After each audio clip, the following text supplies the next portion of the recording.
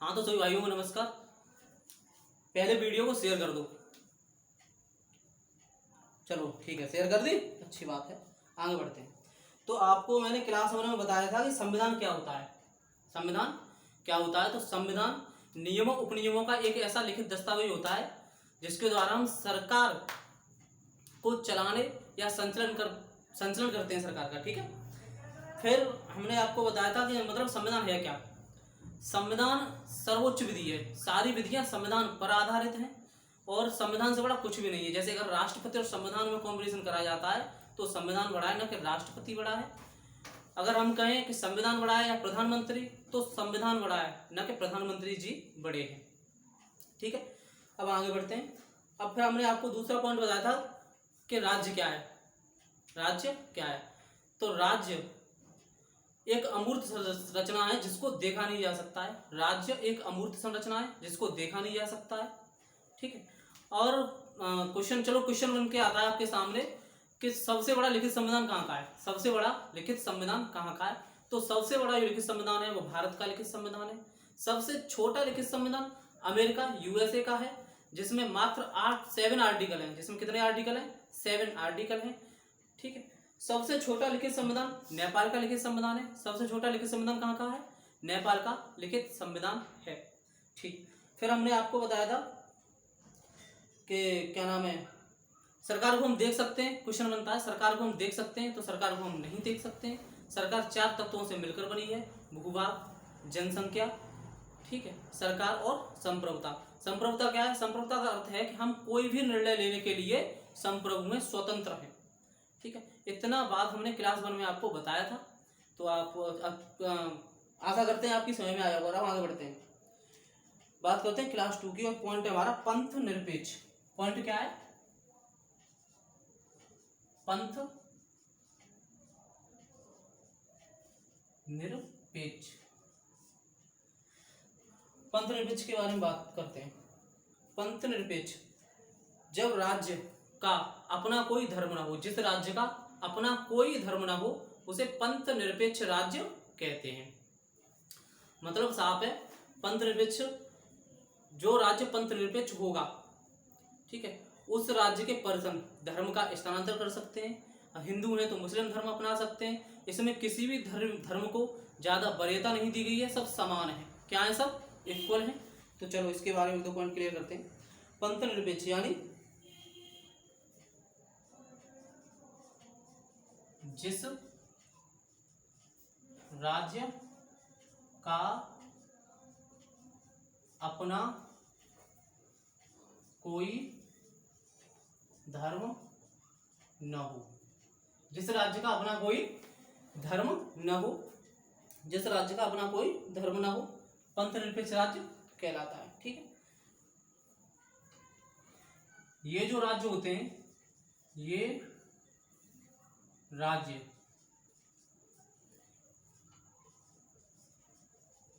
किसी धर्म को विशेष प्रोत्साहित नहीं करता। ये राज्य जो होते हैं पंथ निरपेक्ष राज्य, वो किसी भी धर्म को प्रोत्साहित नहीं करते हैं। भारत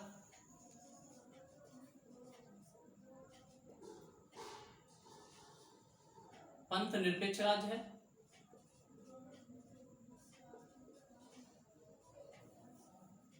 राज्य है। यूएसए पंथ निरपेक्ष राज्य है। ठीक है। अब हम कहें पाकिस्तान एक पंथ निरपेक्ष राज्य है, तो पाकिस्तान एक पंथ निरपेक्ष राज्य नहीं है।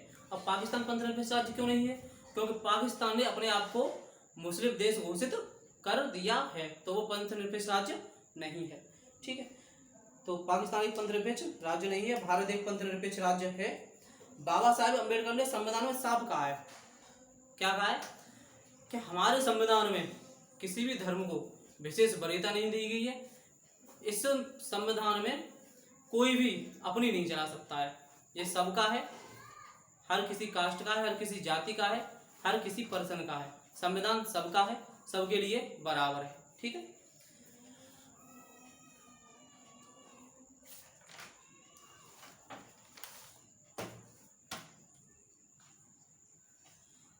संविधान में मूल संविधान की प्रस्तावना में पंथ निरपेक्ष शब्द नहीं था। पंथ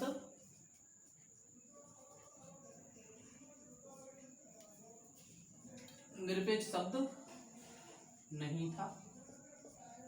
कब जोड़ा गया है ये पंथ निरपेक्ष शब्द को? पंथ निरपेक्ष शब्द को जोड़ा गया 42वें संविधान संशोधन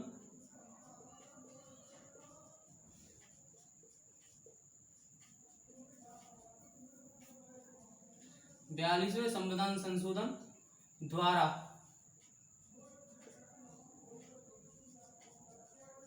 प्रस्तावना में संशोधन हुआ। 42वें संविधान संशोधन द्वारा प्रस्तावना में संशोधन हुआ। तब पंथ निरपेक्ष शब्दों क्या किया गया? जोड़ा गया। समय था 1976 में। ठीक है, अब हम कुछ पॉइंटों क्लियर कर लेते हैं। तो पंथ निरपेक्ष क्या है? जिस राज्य का अपना कोई धर्म न हो वो पंथ निरपेक्ष राज्य कहलाता है। यह राज्य किसी भी धर्म को विशेष प्रोत्साहित नहीं करता है। भारत पंथ निरपेक्ष राज्य है, यूएसए पंथ निरपेक्ष राज्य है। मूल संविधान की प्रस्तावना में पंथ निरपेक्ष शब्द नहीं था, जिसको कब जोड़ा गया? 1976 में 42वें संविधान संशोधन द्वारा। ठीक है, ये बात आपकी क्लियर हुई। चलो अब आगे बढ़ते हैं। तो भारत एक पंथ निरपेक्ष राज्य है तो है। कब जोड़ा गया था? 1976 में। कब जोड़ा गया था? 1976 में 42वें संविधान संशोधन द्वारा। ठीक है, 42वें संविधान संशोधन द्वारा जोड़ा गया था। अब आता है हमारा अगला पॉइंट, गणराज्य। क्या आता है? गणराज्य। गणराज्य, गणराज्य का मतलब होता है रिपब्लिक।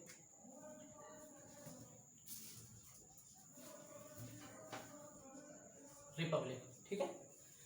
तो गणराज्य के बारे में बात करते हैं। गणराज्य होता है एक गणराज्य अथवा गणतंत्र में, एक गणराज्य अथवा गणतंत्र में किसी एक प्रमुख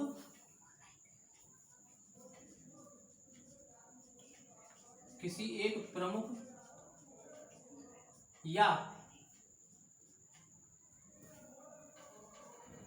राष्ट्रपति का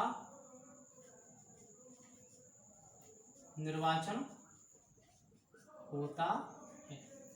गणराज्य का मतलब है कि एक ऐसा गणराज्य अथवा गणतंत्र में किसी भी एक प्रमुख राष्ट्रपति या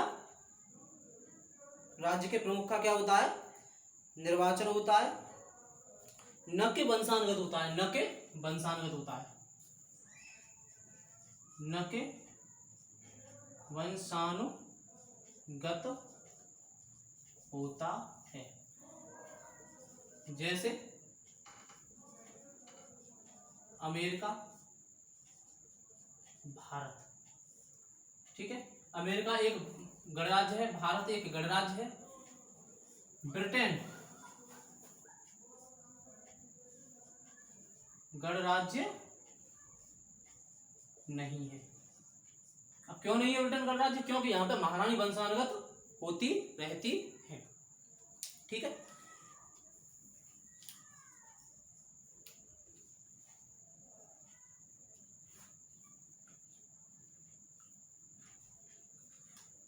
जो राज्य गणराज्य होगा, जो राज्य गणराज्य होगा वहां शासन जनता द्वारा किया जाता। गणराज्य होता है वहां शासन किसके द्वारा किया जाता है? जनता द्वारा किया जाता है। ठीक है, तो अब ये पॉइंट दोनों क्लियर कर लेते हैं गणराज्य को। गणराज्य एक गणराज्य अथवा गणतंत्र में किसी भी किसी एक प्रमुख या राष्ट्रपति का निर्वाचन होता है, न कि वहां वंशानुगत होता है, वहां पर वंशानुगत नहीं होता है। जैसे अमेरिका और भारत में राष्ट्रपति चुना जाता है, ब्रिटेन में राष्ट्रपति नहीं चुना जाता है, क्योंकि ब्रिटेन में महारानी वंशानुगत होती है। ठीक है, जो राज्य गणराज्य होगा वहां शासन जनता के द्वारा किया जाता है, या शासन जनता के द्वारा किया जाता है, या शासन जनता के हाथ में होता है। ये बात क्लियर हुई? चलो ठीक है। क्या अमेरिका एक गणराज्य है? तो है। क्या भारत एक गणराज्य है? तो है। क्या भारत एक गणराज्य है? चलो ठीक है, अब आगे बढ़ते हैं। अब बात करते हैं बंधुता की। बंधुता, बंधुता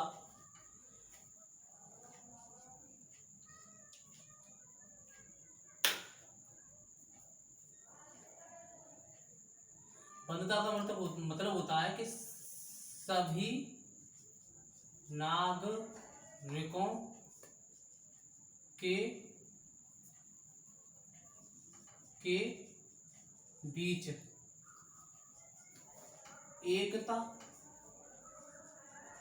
भाईचारा हो। ठीक है, सभी नागरिकों के बीच क्या क्या हो? एकता हो, भाईचारा हो। ठीक है, एकता हो और भाईचारा हो, तो इसको हम बंधुता कह देते हैं। चलो ठीक है, बंधुता इतनी ही कहानी है बंधुता की। अब क्वेश्चन बन के आता है संविधानवाद। संविधानवाद, संविधानवाद, संविधानवाद क्या होता है? ये देखो, सुनो संविधानवाद के बारे में पहले।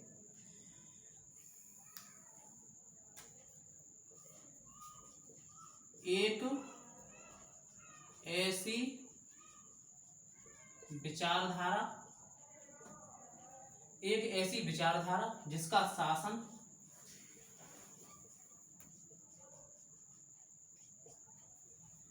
लिखित दस्तावेज,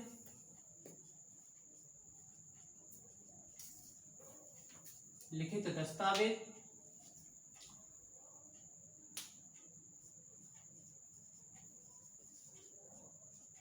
राज्य प्रमुख या विधि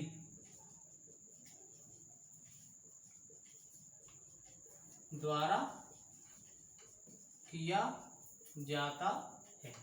संविधानवाद का मतलब है एक ऐसी विचारधारा जिसका शासन लिखित दस्तावेज और विधि के अनुसार होता है। ठीक है, अब एक शब्द आता है गणतंत्र, धर्मतंत्र और तानाशाही। ये तीन शब्द आ जाते हैं। कौन कौन से? लोकतंत्र, लोकतंत्र, धर्मतंत्र, लोकतंत्र, धर्मतंत्र और तानाशाही। लोकतंत्र, धर्मतंत्र और तानाशाही। लोकतंत्र का मतलब होता है लोगों का शासन, लोगों का शासन। लोकतंत्र का मतलब क्या होता है? लोगों का शासन। धर्मतंत्र का मतलब होता है धर्म के अनुसार शासन, जैसे तिब्बत में है। ठीक है, और तानाशाही का मतलब होता है, धर्मतंत्र का मतलब होता है धर्म के अनुसार शासन। तानाशाही का मतलब होता है एक व्यक्ति, एक व्यक्ति या समूह के हाथ में सत्ता, एक व्यक्ति या समूह के हाथ में सत्ता। ठीक है, तो बंधुता क्या है? सभी नागरिकों के बीच एकता या भाईचारा हो, बंधुता हो गई। संविधानवाद एक ऐसी विचारधारा जिसका शासन लिखित दस्तावेज, राज्य प्रमुख या विधि द्वारा किया जाता है। लोकतंत्र का मतलब है लोगों का शासन, जहां लोगों का शासन हो लोकतंत्र हो गया। धर्मतंत्र का मतलब है धर्म के अनुसार शासन। यहाँ धर्म के अनुसार शासन चलता है। धर्मतंत्र हो गया जैसे तिब्बत। और तानाशाही का मतलब होता है एक व्यक्ति या समूह के हाथ में सत्ता, एक व्यक्ति या समूह के हाथ में।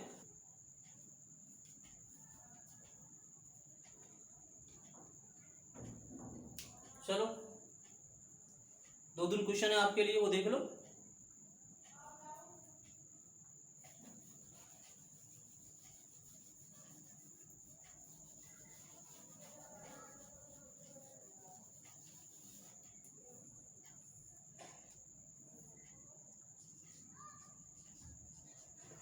दुनिया का सबसे नया संविधान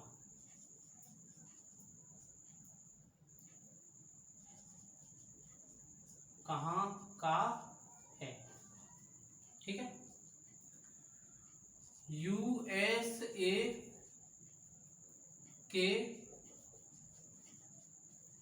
संविधान में कितने आर्टिकल हैं? यूएसए के संविधान में कितने आर्टिकल हैं? राज्य के कितने भाग हैं? राज्य के कितने भाग हैं?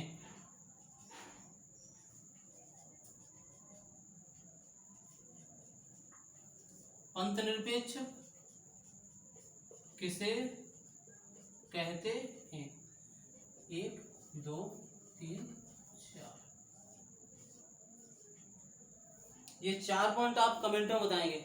ये 4 पॉइंट आप कमेंट में बताएंगे। अब कुछ पॉइंट हैं जो कल खत्म करा दूंगा बिल्कुल, ठीक है। क्लास 3 में पूरे पॉइंट खत्म करा दूंगा। तो आज के लिए इतना ही। जय हिंद, जय भारत। मेरी मतलब वीडियो को शेयर जरूर कर देना। जय हिंद।